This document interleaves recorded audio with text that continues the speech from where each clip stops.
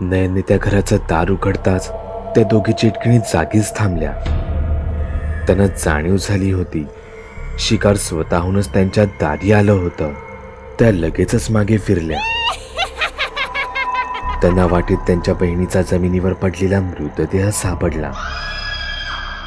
तो एखाद्या जळत्या मेणबत्तीतील मेणासारखा काळ्या रंगात वितळत चालला होता. त्या दोघीही जोरात किंचाळल्या. त्या तिथे बसून आक्रोश करू लागल्या. इथे नयनने त्या घराचं दार उघडलं होतं. त्याने सावधच त्याचं पाऊल आत ठेवलं. त्याच्या पाठून विशाल आणि गाठोड्यावाले बाबाही त्या घरात आले. त्यांच्या समोर सगळीकडे चित्रविचित्र अशा जादुई गोष्टी दिसत होत्या. थांबा, इथल्या कोणत्याही गोष्टींना हात लावू नका. विशाल, तू एकदा नीट बघ. तुला इथे कोणत्या जादुई दगडाची जाणीव होते का ते? विशालने त्याचे डोळे बंद केले. त्याला कोणते जादुई दगड तर नाही, पण तीव्र नकारात्मक ऊर्जा जाणवत होती. त्या चिटकिणी प्रचंड द्वेषामध्ये त्यांच्याच दिशेने येत होत्या. मला वाटतंय आपण फार मोठी चूक केली आहे. इथे कुठेच तो जादुई दगड नाही आहे. मुळात त्या चिटकिणींकडे जादुई दगडच नाही आहे आणि आपण त्यांतीलच एकीला नाहक मारून आपला मृत्यू स्वतःवर ओढावून घेतला आहे.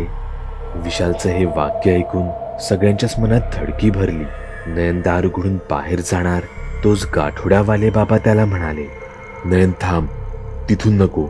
त्या कधीही समोरून येऊ शकतात. इथे बघ, या घराला पाठचा रस्ताही आहे. गाठोड्यावाल्या बाबांनी त्या घराचं पाठचं दार उघडलं. त्यांच्याकडे आता फार कमी वेळ उरला होता. त्या चिटकिणी तिथे कधीही पोहोचू शकत होत्या. चला लवकर, इथून शक्य तितक्या वेगात पळा. कोणीही कोणासाठी थांबू नका. तितक्या त्या चिटकिणी त्यांच्या घराजवळ आल्या. त्यांतील एकीने दुसरीला डोळ्यांनीच इशारा केला. तशी ती घराच्या पाठच्या भागात सगळीकडे त्यांचा शोध घेऊ लागली. नाही, इथे कोणीच नाही आहे, ती चिटकीन तिच्या घोगऱ्या आवाजात म्हणाली. म्हणजे ते अजूनही आपल्या घरातच आहेत. असं म्हणतच मुख्य चिटकिणीने त्यांच्या घराचं दार उघडलं. तिने आज सगळीकडे तिची नजर वळवली, पण ते तर तिथे कुठेच दिसत नव्हते. हे कसं शक्य होतं? ती चिटकीण आतूनच घराच्या पाठच्या दाराकडे एकटक पाहू लागली. याचा अर्थ एकच होता, ते सगळे याच रस्त्याने बाहेर गेले होते. पण खरं तर तो दरवाजा बाहेर जाणारा नाही, तर आत येणारा होता. घरात असलेल्या पाठच्या दाराने घरातून बाहेर नाही, तर या जगातून एका वेगळ्याच जगात जाता येत होतं. विशाल, नयन आणि गाठोड्यावाले बाबा आता यांची एका वेगळ्याच जगात एंट्री झाली होती. विशाल आणि नयन बराच वेळ धावता धावता अखेर गाठोड्यावाल्या बाबांसाठी मध्येच थांबले. वयाप्रमाणे त्यांना यांच्या इतकं धावता येत नव्हतं, पण तरीही ते प्रयत्न करत होते. इथे नयन आणि विशाला तिथल्या आसपासच्या विचित्र परिसराची हळूहळू जाणीव होऊ लागली. चिटकिणीच्या जंगलात मोठमोठ्या झाडांच्या सावलीमुळे सर्वत्र अंधार पसरला होता, पण इथे तर संपूर्ण रात्रीचा काळोख होता. त्यांनी आसपासची वाढलेली उंच उंच झाडं पाहिली. सगळी झाडं पूर्णपणे सुकलेली आणि उन्हात करपल्यासारखी काळी पडली होती. जमिनीवरची मातीही कोळशासारखी काळी होती. विशाल आणि नयन एकमेकांच्या चेहऱ्यांकडे पाहतच राहिले. भेंडी. तोपर्यंत तिथे गाठोड्यावाले बाबा येऊन पोहोचले. ते जागीच त्यांच्या गुडघ्यांवर बसले. काय झालं तुम्हाला? तुम्ही असे का पाहताय? गाठोड्यावाले बाबा, तुम्हाला इथे काही वेगळं नाही का जाणवलं? विशालच्या आवाजात एक प्रकारची भीती स्पष्ट जाणवत होती. गाठोड्यावाल्या बाबांनी ती लगेच हेरली आणि त्यांनी त्यांच्या आजूबाजूला पाहिलं. अरे देवा, मी तुम्हाला हे कुठे घेऊन आलो आहे? तिथे ती चिटकीण त्या दाराकडे पाहत होती. तीच तिची बहीण तिथे तिच्या पाठून आली. तशी ती मुख्य चिटकीण तिला सांगू लागली, इथून बाहेर पडायचा हा एकच मार्ग आहे. तू इथेच दारावरच थांब. मी एकटी आत जाते. त्यांचं मरण हे माझ्या हातूनच होणार आहे. पण जर का ते मला चुकावून इथून बाहेर पडलेच, तर त्यांच्यासोबत काय करायचं आहे हे तुला माहीतच आहे. हो, माहीत आहे मला. तू जा आणि एकेकांना मारून टाक. जर कोणी वाचलंच तर मी आहे इथे उभी. भेंडी, आपण आलो त्या दाराने परत आपल्या जगात जाऊ. नाही अरे, एव्हाना त्या चेटकीणी तिथे पोहोचल्याही असतील. विशाल नयनला समजावू लागला. माझ्यामुळे, हे सगळं माझ्यामुळेच झालं आहे. तिथे गाठोड्यावाले बाबा स्वतःला दोष देत होते. मीच तुम्हाला त्या जादुई दगडासाठी या चेटकिणींच्या जंगलात घेऊन आलो होतो. पण माझा अंदाज कसा काय चुकला. जाऊ द्या, कसं झालं, का झालं, कोणामुळे झालं, आपण आता याचा जास्त विचार न केलेलाच बरा. त्यापेक्षा आपल्याला इथून कसं सुटता येईल हे शोधायला हवं. ते चेटकिणीच्या घरापासून फार दूर आले होते. ते आता ज्या जगात शिरले होते तिथेही त्यांना ते चेटकिणीचं घर लांबून तसंच दिसत होतं. तितक्यातच त्या घराचं पाठचं दार कोणीतरी हळूवार उघडलं. घरातील प्रकाशातून ती मुख्य चेटकीण चालत बाहेर आली. तिच्या हातात तिची वेडी वाकडी जाडजूड झाडूची काठी होती. विशालने सगळ्यांनाच इशारा केला. तसे ते सगळेच एका आडव्या पडलेल्या झाडाच्या जाडजूड ओंडक्याखाली जाऊन लपले. तिथे विशालला कसली तरी जाणीव होऊ लागली. ती जाणीव सकारात्मक होती. म्हणजे तिथे आसपासच कुठेतरी तो जादुई दगड होता. तो दगड त्या चेटकिणीच्या झाडूत तर अडकवलेला नसावा. इतक्यात ती चेटकीण त्यांच्या बाजूनेच उडत गेली. नाही, तो दगड तिच्या झाडूत मुळीच नव्हता. जर तसं असतं तर चेटकिणीच्या जंगलातच याची जाणीव विशालला झाली असती. विशाल त्या दगडाबद्दल नयनाने गाठोड्यावाल्या बाबांना काही बोलणार. तोच ते लपून बसलेला तो लाकडाचा भला मोठा ओंडका आपोआपच हल्ला गेला.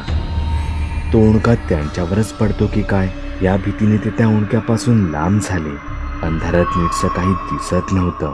म्हणून नयने टॉर्च चालू करून पाहिली आणि ते तिघेही तोंड आ करून तिथे पाहतच राहिले.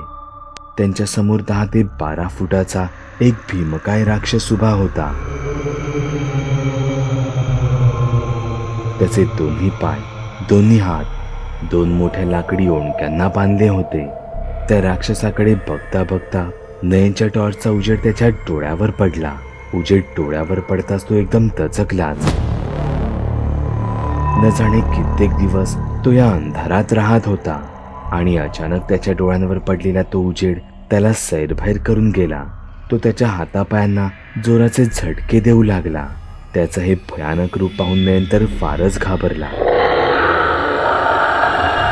भेंडी, आपला जीव वाचून पळा इथून. ते तिथून काही अंतर पळाले देखील. तो राक्षसही त्यांच्या पाठून येत होता. पण जड लाकडी ओंडक्यामुळे त्याला धावणं अशक्य वाटत होतं. त्याला असं पाहून विशाल तिथे अचानकच थांबला. भेंडी, तुला काय झालं असं मध्येच थांबायला? इथे उभं राहून मरायचंय का तुला? नाही, इथे काहीतरी नक्की गडबड आहे. गडबड? कसली गडबड? हा राक्षस नाही वाटत मला. वाटत नाही?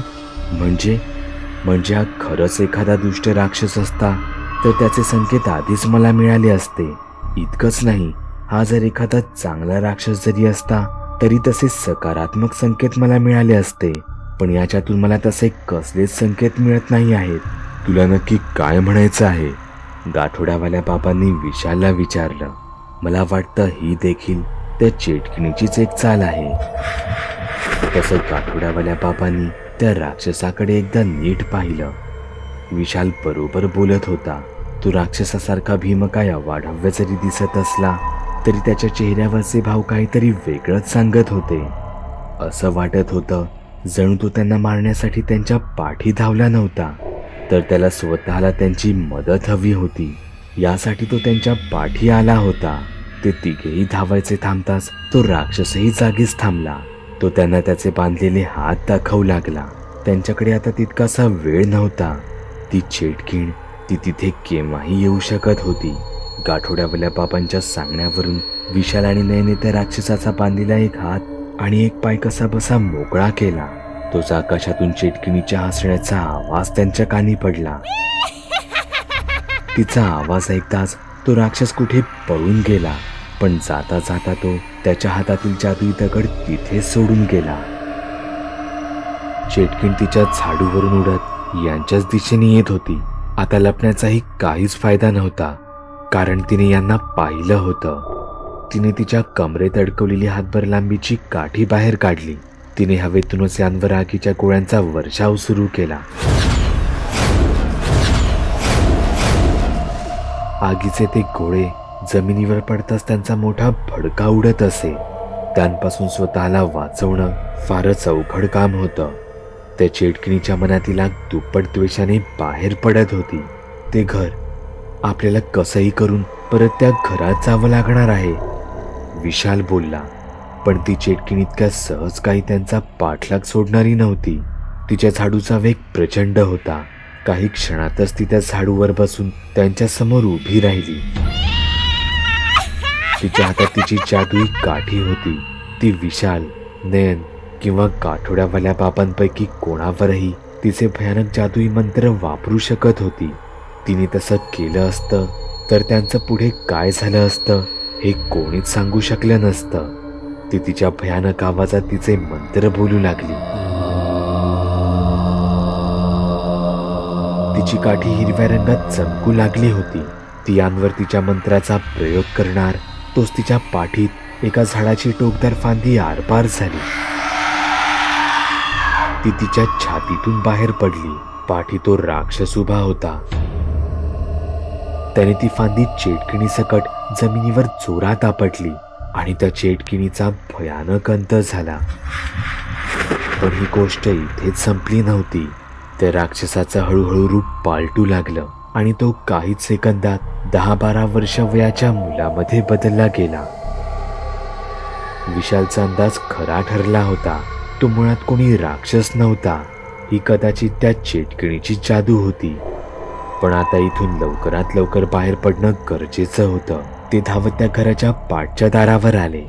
गाठोड्यावाले बाबा पुढे झाले, पण त्यांनी काळजीपोटी आधी त्या मुलाला आत पाठवलं. त्यांना याची जराही कल्पना नव्हती की घरात अजून एक संकट त्यांची वाट पाहत उभं होतं. तो मुलगा पाठच्या दाराने खरा शिरला खरा, पण त्याच्या समोरच एक शेवटची आणि तिसरी चेटकीण अगदी तयारीत उभी होती. कसलाही विचार न करता तिने तिच्या हातातील छडी त्या मुलावर फिरवली आणि त्या मुलाचा जागीच दगड झाला.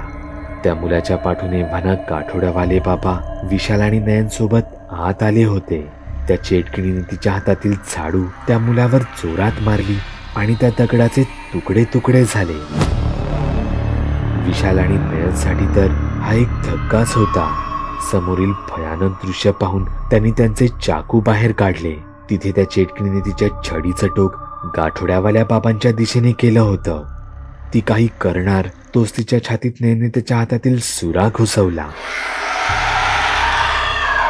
या हल्ल्याने ती पाठी होऊन तिचा हात जरासा वर उचलला गेला आणि तिच्या छडीतून निघालेला आगीचा भयानक गोळा गाठोड्यावाल्या बाबांच्या डोक्यावरून वर घराच्या भिंतीवर जाऊन आपटला. तिथे विशालनेही तिच्या छातीत त्याचा सुरा रुतवला. घराला लागलेल्या आगीने अक्षरशः पेट घेतला होता.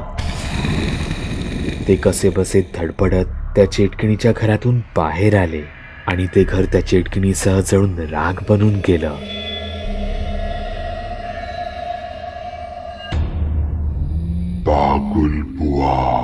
चॅनलवर अपलोड केलेल्या नवीन व्हिडिओची नोटिफिकेशन मिळवण्यासाठी चॅनल सबस्क्राईब करायला विसरू नका. व्हिडिओ आवडला तर आमच्या मेहनतीचा मोबदला म्हणून तो लाईक करून मित्रांसोबत जरूर शेअर करा.